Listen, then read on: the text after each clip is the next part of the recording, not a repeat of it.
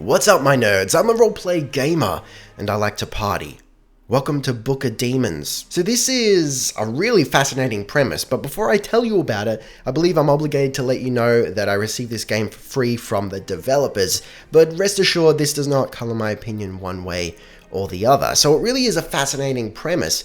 They're creating 7 games, or 7 books if you will, each one a tribute to a different classic genre of game, I believe specifically pertaining to 90s gaming, but don't quote me on that.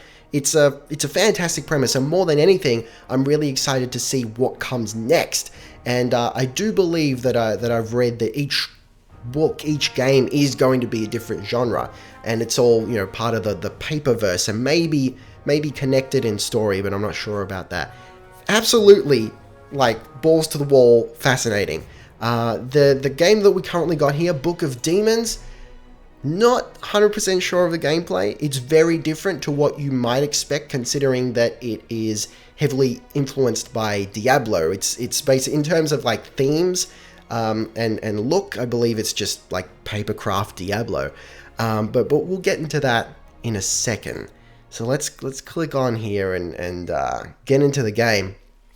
So it is in early access, and I believe they're planning to release it either at the end of this year or the beginning of next year, but that's based on feedback and whatnot. It seems like they're really taking the fans' feedback into account and making changes to the game based on that. So in early access, there is only 1 class available, whereas on release there will be 3. I believe in the coming months, the other 2 classes will be made available. And there's apparently a demo. Who does that?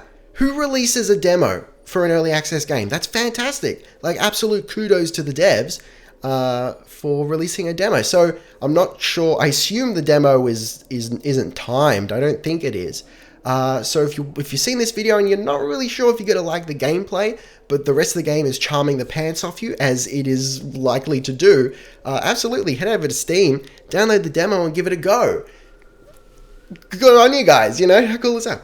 Anyway, so of course we got the warrior because he's the only one currently available. So we're going to jump in here and see what it's all about.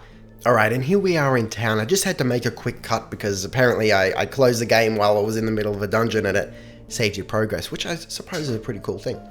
Let's just squeak the chair, get that out of the way, break the ice. Jesus, it's a bad day for chair squeaking.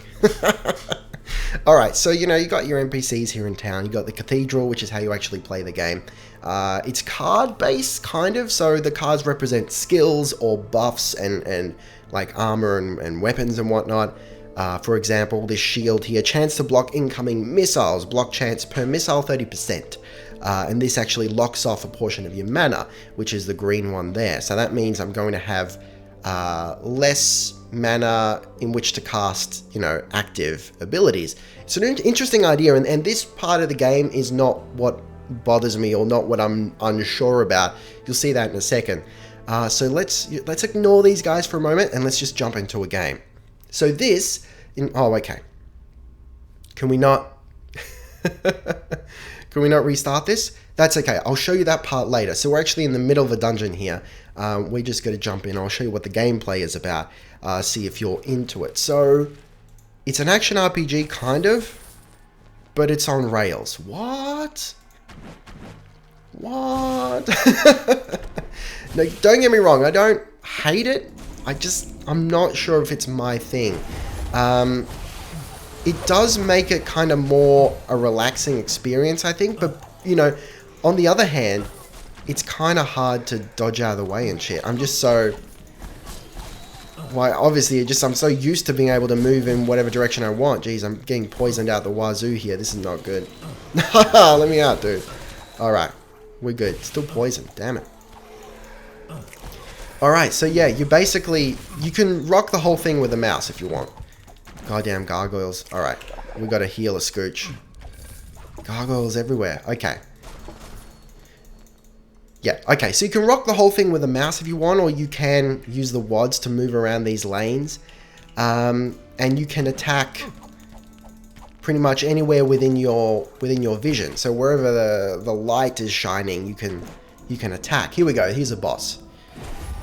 So there are some interesting mechanics surrounding the bosses, like each one has sort of a different shtick, I guess.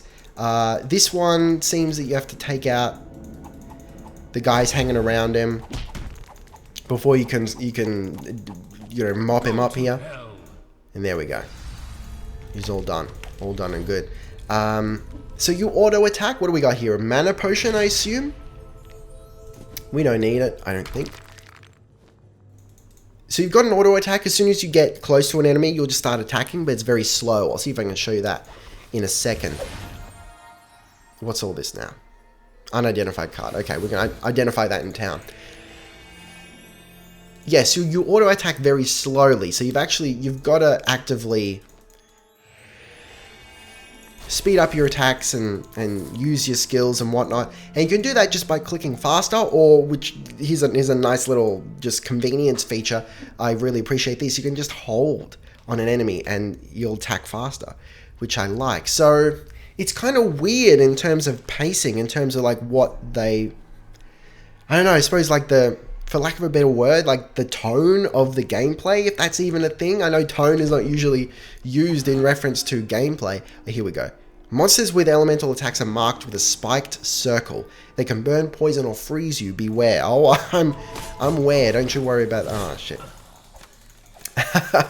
So, that guy... These guys, actually, all of them, I think, they have shields. So you got to take out the shields first before you can actually do damage to them.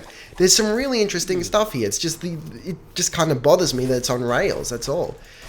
Maybe it's something that I have to get used to. And like I said, it's not like I'm playing it and going, oh, I hate this, I hate this, I hate this. It's just like, okay, I'd like to move around, if at all possible. Okay. And I gotta resist the urge just to spam click, because you don't need to, you can just hold. There we go. So there's a lot going on. It's quite frantic, despite the fact that you're on rails, right? And I understand why they did it, because they were trying to simplify, you know. It might have been unnecessarily complicated, or unnecessarily frantic as a result of having to move around while dealing with all this stuff. Because there's a lot going on here. Like, so this guy's casting a spell, and as a result, he's immune. So I've got to go click on the spell on top of his head. There's wild stuff going on. Rune card, right? So you upgrade your cards. There's all this shit, guys. But yeah, this is, you either gotta love it or you gotta hate it. Take out the spells. There we go. Okay. I'm in an area of the game where a lot of the enemies are kind of exploding in poison, which is not good. But yeah, as a result of the rails, I think I've said this before, it's kind of awkward or tricky to run away. But, yeah, that's how it goes. That's how it goes. So, I feel like definitely the appeal here is in picking up stuff. It's definitely the loot that's the focus here. Because you're always picking up cards that do various things. If they're not, you know, an item to wear or a spell to cast or whatnot, or a potion to take, it's an unidentified card or some sort of upgrade. You're getting money. You're leveling up to. There's just a lot going on. So I understand what they're going for. They've simplified the gameplay. So as not to overwhelm me with all this other stuff that's going on. And I appreciate that, just might not be my cup of tea. Alright, so we're approaching the last floor here. And there's a lot of like quality of life things here that I really, really do appreciate. And I wish that more games had such things. It actually tells you if you've completed a level. And I know some people are going to be like, oh, well, that's part of the fun. You don't know if you've gotten everything and you got to look. This actually tells you if you've gotten everything on any particular floor. This actually shows you up here. So I haven't killed the boss, but I've collected the prize. I've collected, okay, the 2 prizes that I've collected. Another cool thing is this floaty thing here. It tells you where the exit is. And if you have completed the floor, which I haven't yet, you click that and it automatically takes you to the exit. So you don't have to go wandering through the whole thing. That's beautiful, you know? It's, they've made they made compromises to, I suppose, the reality of the realism, if you will, for lack of a better word. You know, for the sake of just making it a better experience for you, making it more streamlined. And I wouldn't say dumbed down, I would say streamlined. So yeah, and I guess that makes, I guess that's acceptable, like more so because it is this storybook recreation. I mean, you're not actually, you're playing the story, right? It's not actually happening, if that makes sense, you know? You're within a book. And I love the aesthetic that comes from that, you know? The whole thing is just so crisp and polished, despite the fact that it's in early access. I really think its greatest strength is the, not just the look of it, but just the general polish. And what was the word there's a word I'm looking for. I used it before. I'll remember it eventually. And it's quite charming too. It's definitely a parody of, not just a tribute, but also a parody of Diablo. Which is fine. So it does sort of straddle the line between, you know, this kind of epic theme, high stakes, the ultimate evil sort of thing. But then it's kind of like just little jabs and references to the genre as a whole, which I appreciate. So we're going deeper here. It's getting harder. We're leveling up. It's all good. What do we got? You didn't die! So apparently we get a bonus for that, maybe? That's pretty cool. I don't think I've died yet. You do get a little bit of a penalty for it. We'll go back to town, and I'll show you what's up. Death Rage ready. Okay, we'll level up here. So there's some interesting mechanics, like there's a cauldron involved. So when you level up, like you click one of these. I think I need more mana because a lot of it's locked off.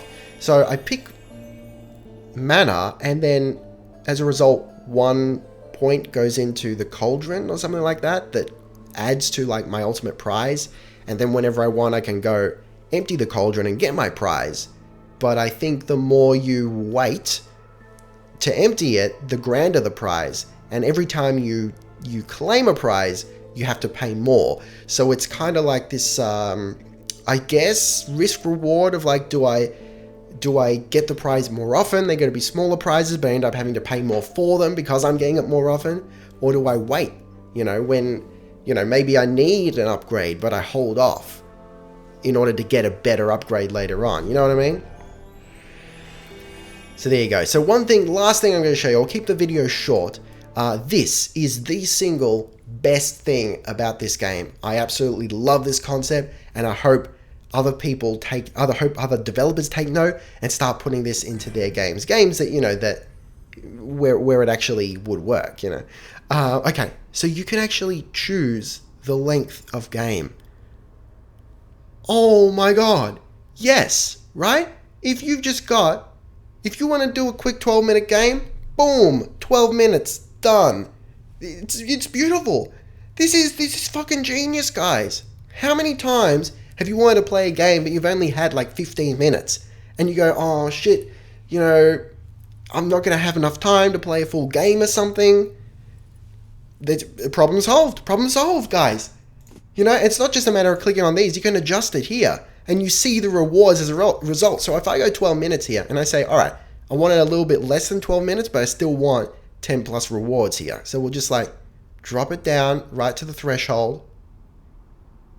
9, 10, right? So I'm assuming that's like maybe 10, 11 minutes. And we're getting like more or less the same rewards. It tells you what you're going to get and you know how long the game's going to take. I'm gushing over this. This is the best idea ever. So love or hate the game, you know, it's weird. It's weird for an action RPG considering its influences. It's very strange gameplay wise. So I understand some people are going to hate it. Some people are going to be like, yeah, no, that's cool. I can appreciate it. But you can't deny that this is quite possibly the single greatest thing anyone has ever put into a game. Guys, I implore you. So that's all I'm going to say. If you want like a more in-depth showing off of the game, I highly recommend my man Kluger. Link up on the screen in the card right there, and I'll put it in the end cards as well. He's got, I think, at least 3, reasonably lengthy videos on this game. So check him out if you want more information and just like a better, longer look at the game over a longer period of time. Anyway, guys, check out the demo if you're interested. Link in the description. Thank you very much for watching. Don't forget to gently caress that like button. It needs love, like everything does. Taste the game, be excellent to each other, and I'll see you next time. Roleplay Gamer, out.